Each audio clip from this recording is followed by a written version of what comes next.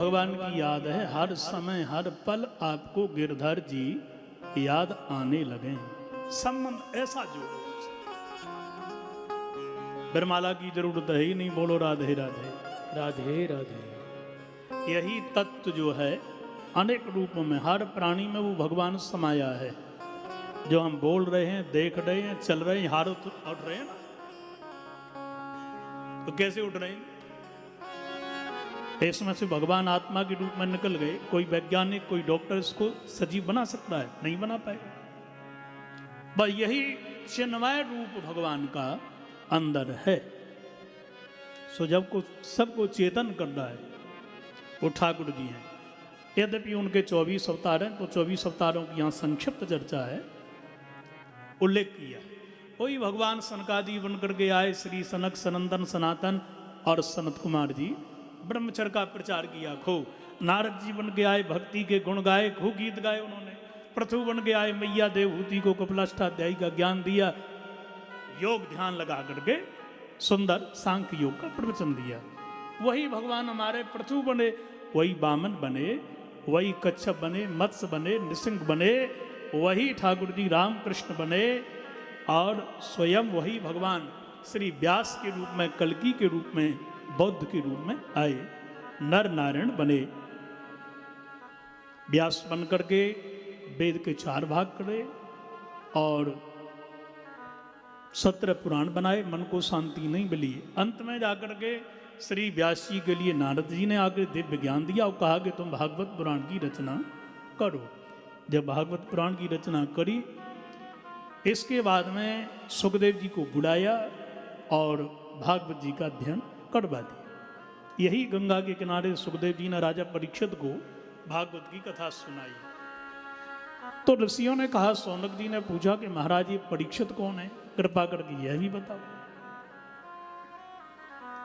तो केवल सुखदेव जी का चरित्र गाया 2 श्लोकों में, और परीक्षित जी का चरित्र अनेक अध्यायों में गाया, क्योंकि ये कथा से जुड़े हुए हैं।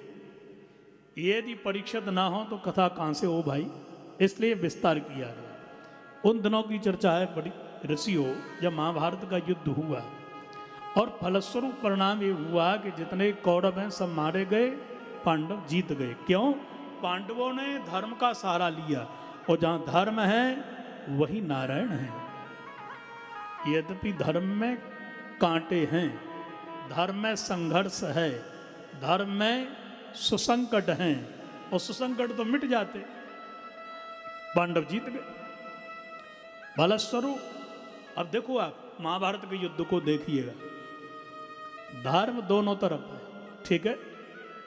धर्म के अवतार हैं युधिष्ठिर जी, कौन की तरफ है वो? पांडवों की ओर है, क्या नहीं बोलो। अच्छा, धर्म के अवतार विदुर जी भी हैं, वो किन की तरफ थे? वो कौरवों की तरफ थे, लड़े नहीं थे। पर दोनों का अंतर क्या है? बोले जो पांडवों के धर्म कह देते हैं युधिष्ठिर जी, वो चारों भाई उसको मान लेते,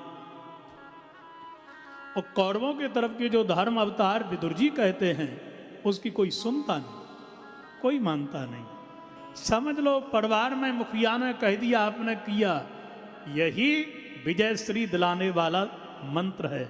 और मुखिया ने कहा और सबने नकार दिया, यही तुम्हारी विडंबना है। जहां सुमति तह संपत्ति नाना, तो जहां कुमति तह विपत निदान। पांडव जी तो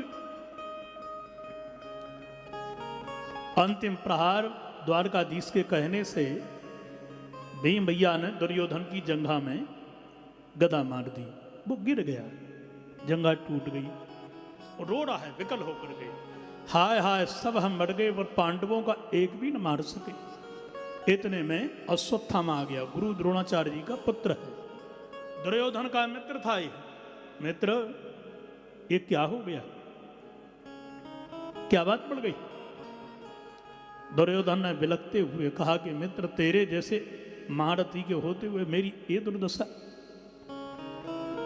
अश्वत्थामा ने कहा कि तुम्हारे निर्णय ऐसे खतरनाक थे मित्र, सेनापति चुनने का जब नंबर आया तो तुमने भीष्म पितामह के लिए चुना, जो तुम्हारी ओर खड़ा था, पर मन तो पांडवों की ओर था उनका।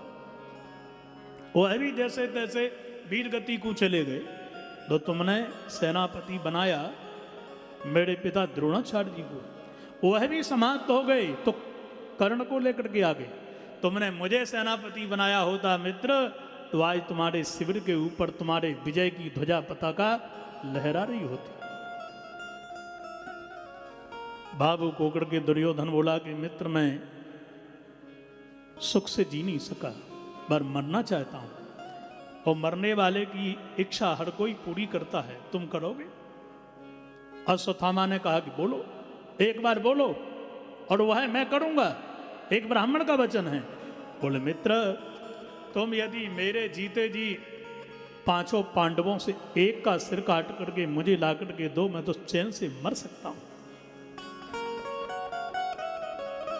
अश्वत्थामा ने कहा मित्र सूड अस्त हुआ है, उदय होने के पहले पहले एक पांडव का नहीं 5 के सिर काट के लाऊंगा, ये ब्राह्मण का वचन है तुम्हारे।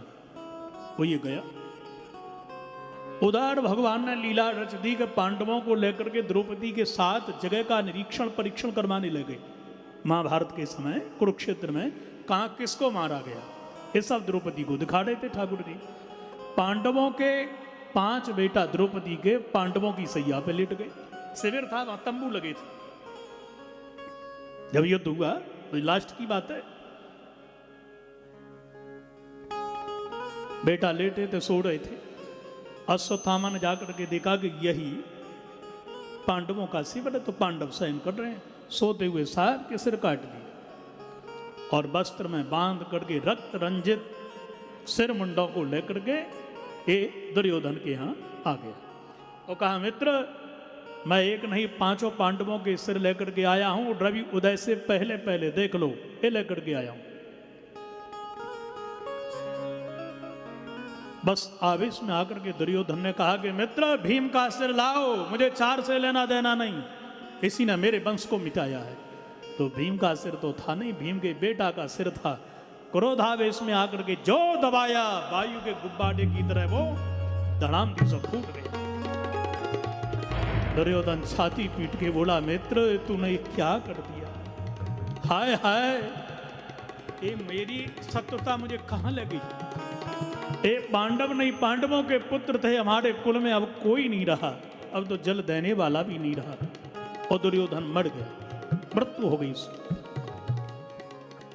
सज्जन इधर पांडव द्रौपदी के साथ में द्वारकाधीश के साथ में मिलकर के जब शिविर की ओर बढ़े और द्रौपदी ने अपने कक्ष में प्रवेश किया जहां 5 पांडवों के बेटा लेटे हुए थे, द्रौपदी के बालक लेटे थे, वो रक्त रंजित सैया को निहार करके दौड़ पड़ी।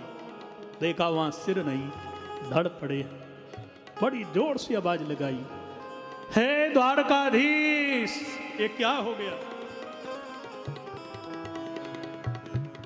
माता शिशूनां निधनं सुतानां निशम्य घोरं परितप्यमाना तदा रुदधुबाष्पकलाकुलाक्षी तां सांत्वयन्नाह किरीटमाली। बिलक करके कुर्री की तरह रो पड़ी। द्रौपदी पछाड़ खा के गिर के बोली, द्वारकाधीश मेरी बगीची तो अभी खिली नहीं थी, कलियां थी, फल तो दूर की बात, अभी तो फूल भी नहीं थे। किस दुष्ट माली ने आकर के मेरी जीवन की पड़वार की बगीची को उछाड़ दिया। ये आवाज सुनकर के द्वारकाधीश अपने कक्ष से दौड़े। दुर्योधन के कुकृत्य को देखने के लिए गोविंद आए। तो अर्जुन गांडीव को लेकर के आया। युधिष्ठिर, भीम, नकुल, सहदेव सब खड़े आकर के देख करके कुदृश्य को रोने लगे। भगवान कृष्ण ने विचार किया मैंने इनको गीता का ज्ञान दिया है और ये पांडव तो शोक मग्न हो गए। गीता तो शोक से मुक्ति दिलाती है, ये मोहित हो रहे हैं। मोह को नष्ट करने वाला गीता का मेरा ज्ञान है, और यही मोहित हो जाएंगे तो गीता का ज्ञान ही झूठा हो जाएगा। इसलिए भगवान ने कहा कि अर्जुन क्षत्रिय का पहला धर्म है कि अपराधी को वो दंड दे। तेरे पुत्र चीख लगा करके कह रहे हैं पिताश्री जिसने हमारे सिर काटे उसको छोड़ना मत। अर्जुन ने कहा केशव वो कौन है, जानते भी तो नहीं। भगवान द्वारकाधीश बोले, मैं सत्य कहता हूं कि इस समय यदि कोई शक्तिशाली हमारा शत्रु जीवित है तो वो गुरु द्रोणाचार्य जी का पुत्र अश्वत्थामा है। एक कुकृत उसी का है। सुनो, मैं तुम्हारा सारथी बनूंगा। पुनः एक बार हथियार उठाओ। अन्याय से, अधर्म से लड़ने के लिए हथियार उठाना भी, शस्त्र उठाना भी शास्त्र की पूजा है, ये शास्त्र की आज्ञा है। और भगवान ने जैसे ही रथ की बागडोर अपने हाथ में संभाली और जो घोड़ों की महाराज लगाम छोड़ी तो घोड़ा तो उसी ओर दौड़े जहां अश्वत्थामा भाग रहा था। अंत में जाकर के अश्वत्थामा ने देखा कि अर्जुन मुझे छोड़ेगा नहीं, ये निश्चित मारेगा। प्राण की रक्षा करने के लिए इसने ब्रह्मास्त्र को छोड़ दिया। अर्जुन के सामने अग्नि के समान प्रज्वलित ब्रह्मास्त्र आता हुआ निहारा। जब अर्जुन ने अश्वत्थामा के द्वारा छोड़ा हुआ ये ब्रह्मास्त्र, तब तो त्राई माम पाई माम करके भगवान की शरण में गिर गए। केशव, 5-5 बेटा मट गए, पर लगता है कि हम भी चले आओ, अब हमारी रक्षा करो प्रभु। कृष्ण कृष्ण महाभाग भक्तानां अभयं कर, त्वमेको दह्यमानानां अपवर्गोऽसि संसृते। हे माधव, हे महाभाग, मेरी रक्षा करो। भगवान बोले, डर गए? देखो, शास्त्र की बात कोई माना तो शास्त्र सुनाओ। मैंने भी सुनाया, नहीं माना किसी ने तो शस्त्र उठाओ। अर्जुन, सफल जिंदगी वही है जो एक हाथ में शास्त्र रखे और एक हाथ में शस्त्र रखे। मैं किसी की सहायता नहीं करता हूं। मैं यदि सहायता करता तो चक्र लेके न दौड़ता। मैं यदि विश्व विजेता होता, सब कुछ करने में समर्थवान होता, तो मैं धनुष बाण लेकर के जंगल जंगल न भागता।